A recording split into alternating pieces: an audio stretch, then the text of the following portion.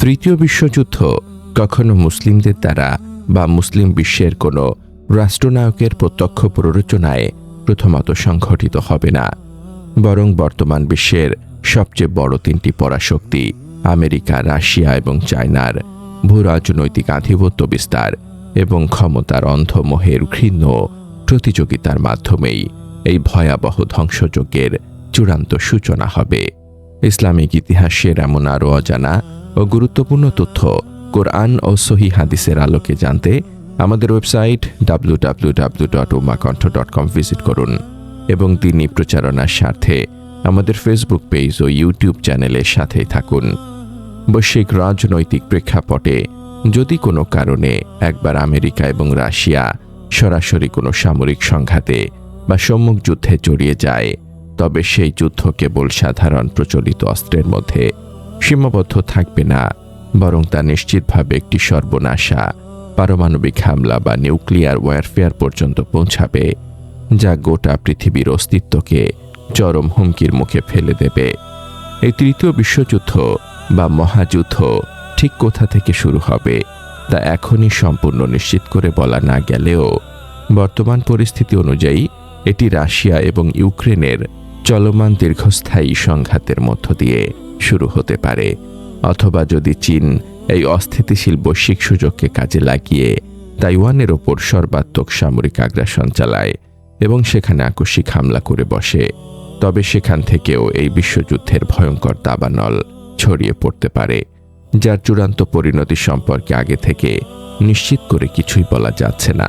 এই ভয়াবহ তৃতীয় বিশ্বযুদ্ধের সূচনা মূলত এখান থেকে শুরু হতে পারে, কারণ বর্তমানে দুটি আলাদা ফ্রন্টে বিভক্ত হয়ে পশ্চিমা বিশ্ব যেভাবে প্রতিনিয়ত মার খাচ্ছে এবং নিজেদের বৈশ্বিক প্রভাব হারাচ্ছে, তাতে বিশ্ববাসীর কাছে তাদের আর কোনো বিশ্বাসযোগ্যতা অবশিষ্ট থাকবে না এবং এর প্রত্যক্ষ ফলাফল হিসেবে পৃথিবীতে তাদের প্রতিষ্ঠিত পশ্চিমা গণতন্ত্র চিরতরে বিলুপ্ত ঘটবে। বিষয়টি আরও সহজ ও পরিষ্কার করে বুঝতে হলে আমাদের ফেলে আসা ইতিহাসের পাতার দিকে গভীরভাবে তাকাতে হবে, বিশেষ করে স্নায়ুযুদ্ধ বা কোল্ড ওয়ারের ইতিহাসের দিকে, যেটি 1947 সাল থেকে শুরু হয়ে 1991 সাল পর্যন্ত দীর্ঘ কয়েক দশক ধরে পৃথিবীতে এক চরম উত্তেজনাকর পরিস্থিতি তৈরি করে রেখেছিল। সেই দীর্ঘস্থায়ী স্নায়ুযুদ্ধের সময় একদিকে মার্কিন যুক্তরাষ্ট্র ও তার মিত্রদেশসমূহ ছিল চরমপন্থী গণতন্ত্রের কট্টর ধারক ও বাহক, আর অন্যদিকে তৎকালীন সোভিয়েত ইউনিয়ন ও তার মিত্রদেশসমূহ ছিল সাম্যবাদ বা সমাজতন্ত্রের অবিচল অনুসারী। পরবর্তীতে 90-এর দশকের শুরুতে সোভিয়েত ইউনিয়নের অভাবনীয় পতনের সাথে সাথে বিশ্বব্যাপী গণতন্ত্রের একচ্ছত্র আধিপত্য ও সাম্রাজ্য বিস্তার লাভ করে এবং সমাজতন্ত্রপন্থীদের প্রায় সম্পূর্ণ বিলুপ্তি ঘটে। কিন্তু বর্তমান বৈশ্বিক প্রেক্ষাপটে যদি সেই পুরনো ইতিহাসের পুনরাবৃত্তি ঘটে এবং পশ্চিমা শক্তিগুলো বর্তমান সামরিক ও অর্থনৈতিক সংঘাতে শোচনীয়ভাবে পরাজিত হয়, তখন পৃথিবীতে আর পশ্চিমা গণতন্ত্রের কোনো নামগন্ধ বা অস্তিত্ব অবশিষ্ট থাকবে না, বরং সমাজতন্ত্রপন্থীরা পুনরায় প্রবল শক্তি নিয়ে মাথাচাড়া দিয়ে উঠবে এবং পুরো বিশ্বকে নিজেদের শক্ত মুঠোয় নিয়ন্ত্রণের আপ্রাণ চেষ্টা করবে।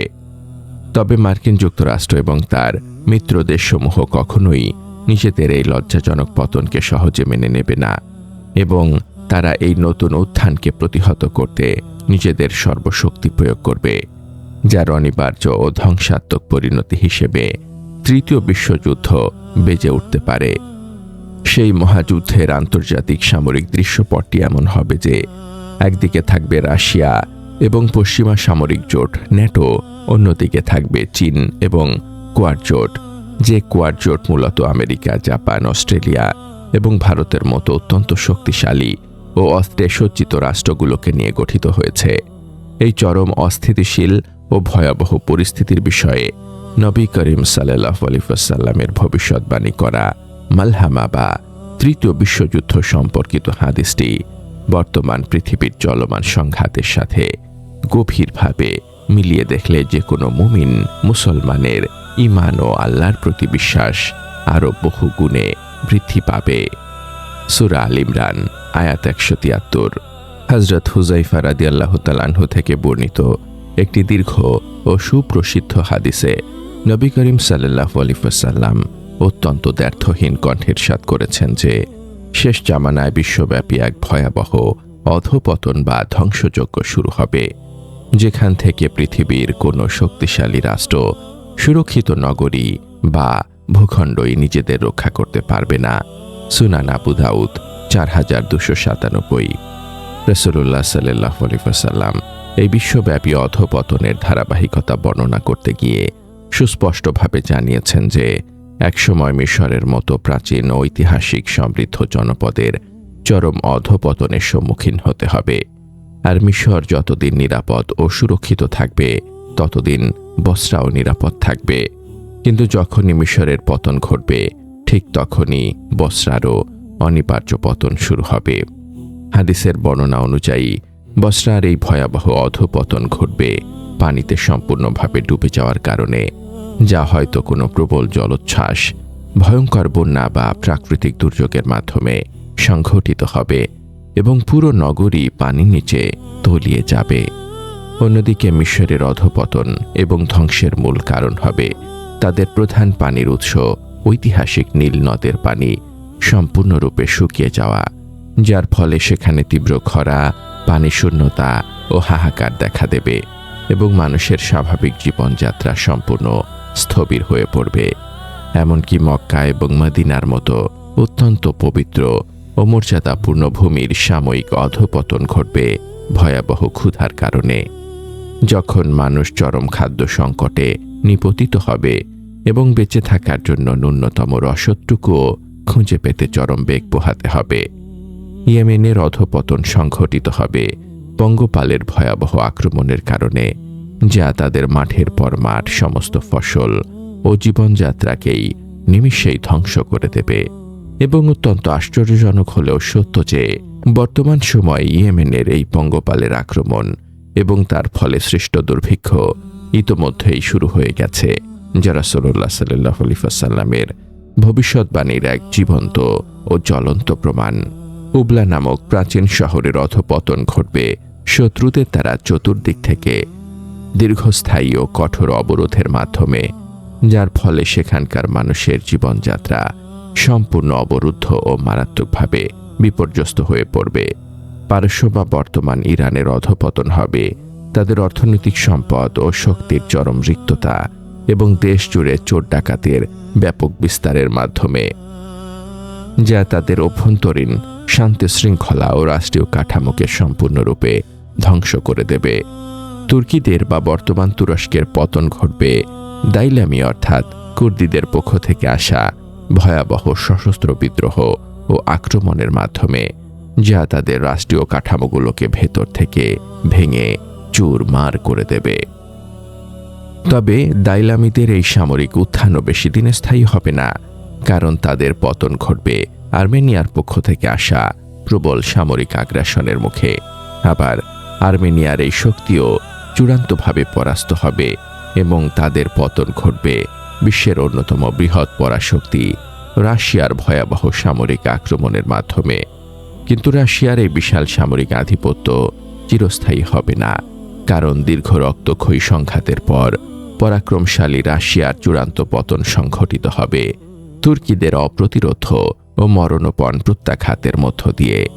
আর সেই তুর্কিদের চূড়ান্ত ও ভয়াবহ পতন হবে অত্যন্ত লোমহর্ষক, যা সংঘটিত হবে পারমাণবিক বোমা বা অন্য কোনো ধ্বংসাত্মক বোমার ভয়াবহ বিস্ফোরণের মাধ্যমে, যার ফলে মাইলের পর মাইল এলাকা বিরানভূমিতে পরিণত হবে, আকাশ কালো ধোঁয়ায় ছেয়ে যাবে এবং লাখ লাখ মানুষ মুহূর্তের মধ্যে পৃথিবীর বুক থেকে নিশ্চিহ্ন হয়ে যাবে।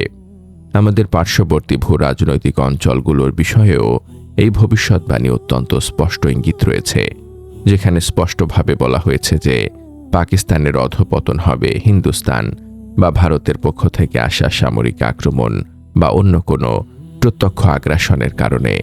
তবে ভারতও এই সর্বনাশা ধ্বংসযজ্ঞ থেকে নিজেদের রক্ষা করতে পারবে না, কারণ হিন্দুস্তানের চূড়ান্ত পতন ঘটবে প্রতিবেশী তিব্বতের পক্ষ থেকে আসা ভয়াবহ বিপর্যয় বা হামলার মাধ্যমে। এরপর তিব্বতের পতন হবে রোমুলদের পক্ষ থেকে আসা ভয়ঙ্কর আগ্রাসী হামলার কারণে, যা ওই পুরো অঞ্চলের ভৌগোলিক ও রাজনৈতিক মানচিত্রকে সম্পূর্ণ পরিবর্তন করে দেবে। হাবসা নামক অঞ্চলের অধঃপতন ঘটবে এক প্রলয়ঙ্করী ও প্রচণ্ড শক্তিশালী ভূমিকম্পের মাধ্যমে, যা পুরো মাটিকে ওলটপালট করে দেবে এবং মাটির উপরের বড় বড় ইমারত সহ সব কিছুকে ধূলিসাৎ করে ধ্বংসস্তূপে পরিণত করবে। সুনান ইবনে মাজাহ 4055। জওরা নামক অঞ্চলের পতন হবে সুফিয়ানির ভয়ঙ্কর তাণ্ডব এবং অমানবিক নিষ্ঠুরতার কারণে, যে তার শাসনকালে চারদিকে কেবল নির্মম রক্তপাত ও ধ্বংসযজ্ঞ চালাবে এবং মানুষের মনে চরম আতঙ্ক সৃষ্টি করবে। রাওহা নামক অঞ্চলের অধঃপতন সংঘটিত হবে ভয়াবহ ভূমিধসের মাধ্যমে, যেখানে মাটির বিশাল অংশ অতল গহ্বরে ধসে গিয়ে পুরো জনপদকে জীবন্ত মাটির নিচে চাপা দেবে।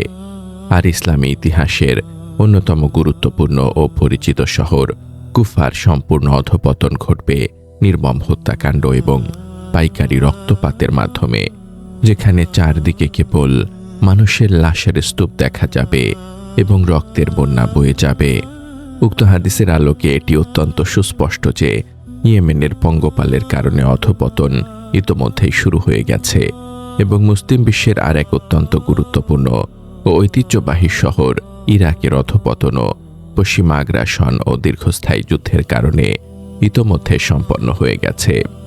আর ইরাকের এই ধ্বংস ও অধঃপতন শুরু হওয়ার মানেই হল তৃতীয় বিশ্বযুদ্ধ বা মালহামার প্রথম প্রহর ইতোমধ্যেই অত্যন্ত নীরবে শুরু হয়ে যাওয়া। কোরআন ও হাদিসের আলোকে তৃতীয় বিশ্বযুদ্ধের যে ভয়াবহ পূর্বাভাস পাওয়া গেছে তা বর্তমান বিশ্বের ভূরাজনৈতিক প্রেক্ষাপটের সাথে আক্ষরিক অর্থেই হুবহু মিলে যাচ্ছে।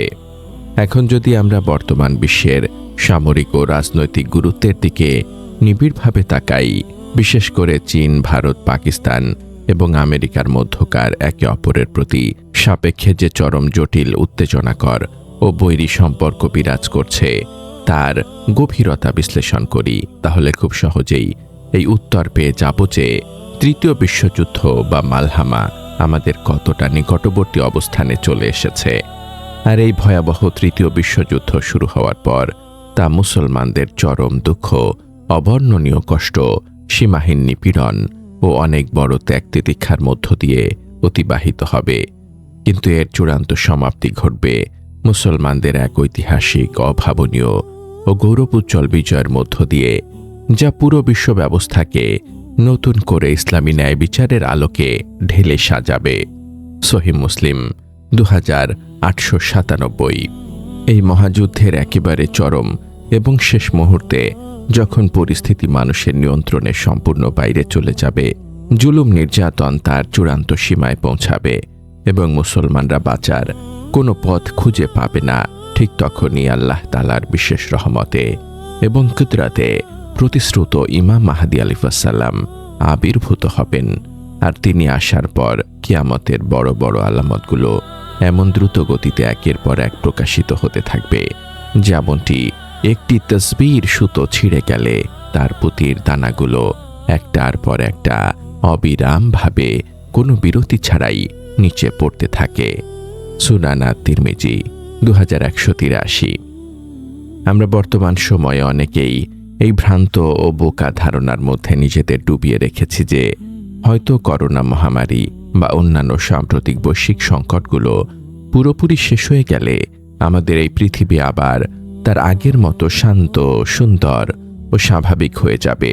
কিন্তু প্রকৃত ও রূঢ় বাস্তবতা হলো আসলে এমনটি আর কখনোই হবে না, কারণ পৃথিবীর শক্তিশালী রাষ্ট্রগুলো নিজেদেরকে সামরিক ও অর্থনৈতিকভাবে আরও বেশি পরাক্রমশালী করার জন্য এবং বিশ্ব রাজনীতিকে নিজেদের একক দখলে রাখার জন্য একে অপরের ওপর মরণঘাতী সামরিক হামলা করবেই। আর খুব অদূর ভবিষ্যতে পুরো বিশ্বের সামনে ধেয়ে আসতে চলেছে এক চরম ও ভয়াবহ অর্থনৈতিক ম্যাসাকার বা তীব্র বৈশ্বিক মন্দা, যা সাধারণ মানুষের জীবনযাত্রাকে চরম বিপর্যয় ও অনাহারের মুখে ঠেলে দেবে। এবং এই ভয়াবহ অর্থনৈতিক পতনের হাত ধরেই বিশ্ববাসী তৃতীয় বিশ্বযুদ্ধের এক ভয়াবহ ও বিভৎস্বরূপ স্বচক্ষে দেখতে পারবে। সূরা আর-রুম আয়াত ৪১। এই মালহামা বা মহাযুদ্ধ এমন এক ধ্বংসযজ্ঞ ডেকে আনবে যার ভয়াবহতা আধুনিক মানুষের কল্পনারও সম্পূর্ণ বাইরে, যেখানে অত্যাধুনিক পারমাণবিক অস্ত্রের যথেচ্ছ ব্যবহার মানব সভ্যতাকে প্রায় ধ্বংসের দ্বার প্রান্তে নিয়ে যাবে এবং পৃথিবীর এক বিশাল অংশ বসবাসের সম্পূর্ণ অযোগ্য হয়ে পড়বে। এই মহাযুদ্ধের ভয়াবহতা থেকে বাঁচার জন্য মানুষের নিজেদের তৈরি করা কোনো প্রযুক্তি বা রাষ্ট্রীয় সুরক্ষাই কাজে আসবে না, একমাত্র মহান আল্লাহর রহমত ছাড়া। এই মহাবিপর্যয় থেকে পরিত্রাণের আর কোনো উপায় অবশিষ্ট থাকবে না। সূরা আল-আহজাব আয়াত ১৭। তাই এই চরম ফিতনা, বিপর্যয় ও ধ্বংসের যুগে আমাদের একমাত্র শক্ত আশ্রয়স্থল হল পবিত্র কুরআন ও সুন্নাহর পথ দৃঢ়ভাবে আঁকড়ে ধরা এবং মহান আল্লাহ রব্বুল আলামিনের দরবারে প্রতিনিয়ত কান্নাকাটি করে ক্ষমা প্রার্থনা করা, যিনি সর্বশক্তিমান এবং সবকিছুর একক নিয়ন্ত্রক। হে পরম দয়াময় ও সর্বশক্তিমান আল্লাহ, আপনি আসন্ন শেষ জামানার এই ভয়াবহ ফিতনা, রক্তক্ষয়ী মালহামা এবং তৃতীয় বিশ্বযুদ্ধের সর্বনাশা পারমাণবিক ধ্বংসযজ্ঞ থেকে আমাদের এবং সমগ্র মুসলিম উম্মাহকে আপনার বিশেষ রহমতে নিরাপদে হেফাজত করুন। আমিন। সম্মানিত দর্শক, আমাদের এই ইসলামিক গবেষণামূলক আয়োজনটি যদি আপনার কাছে তথ্যবহুল, সময় উপযোগী ও ঈমান বৃদ্ধিকারী বলে মনে হয়, তবে অবশ্যই লাইক দিন, কমেন্ট করে আপনার মূল্যবান মতামত জানান এবং বেশি বেশি শেয়ার করে অন্যান্য দিনী ভাই বোনদেরও এই অত্যন্ত গুরুত্বপূর্ণ ও স্পর্শকাতর বিষয়ে আগাম সতর্ক হওয়ার সুযোগ করে দিন, যাতে আমরা সকলেই শেষ জামানার ফিতনা থেকে নিজেদের ঈমানকে রক্ষা করতে পারি। জাযাকাল্লাহু খাইরান।